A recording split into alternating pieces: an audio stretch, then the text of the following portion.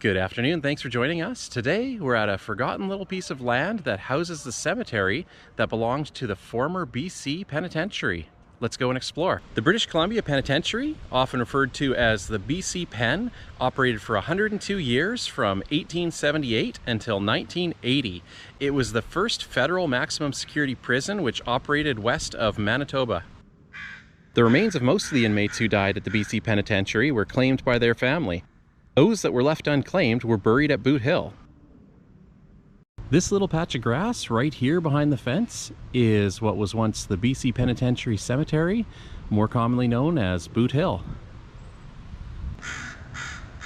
There isn't much here to even indicate that this is a cemetery, except for one sign. You wouldn't even know that that's what it is. Early burials in 1912 and 1913 were unmarked. In 1914, a Chinese inmate called Gim became the first documented burial in the cemetery. Here's one of the cement markers that lays scattered around the site.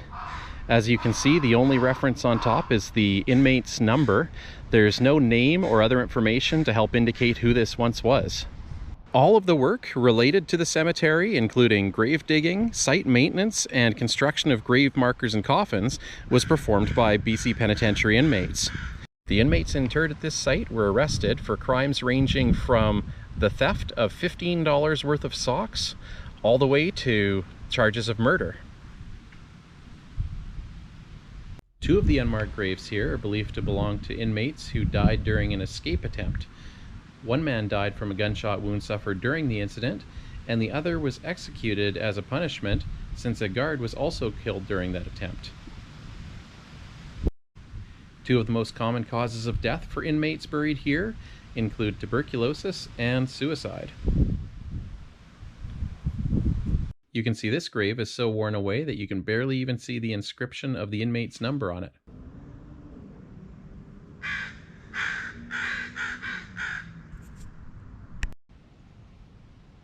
Although the rest of the prison has since been demolished, the cemetery still remains in what is now Glenbrook Ravine Park.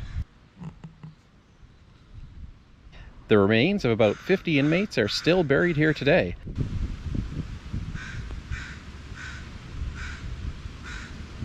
After the penitentiary closed, the federal government gave control of the cemetery to the city of Westminster.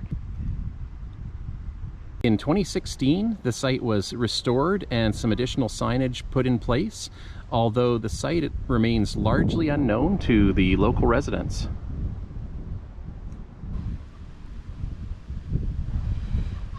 This site map shows the approximate layout of the burials in the cemetery, along with a list of the inmates' names and ages when they passed.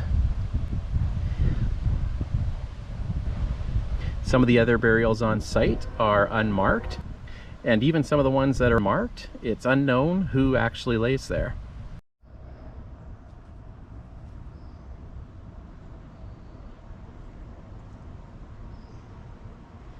After the penitentiary closed down in 1980, the gravesite was largely forgotten, and surrounding areas were redeveloped with new buildings, as you can see right over here.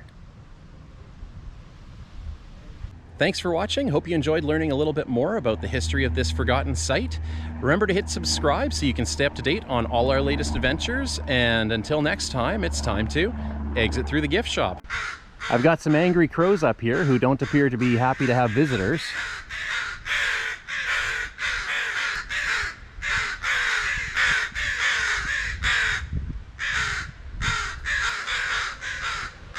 And they certainly don't like me being here.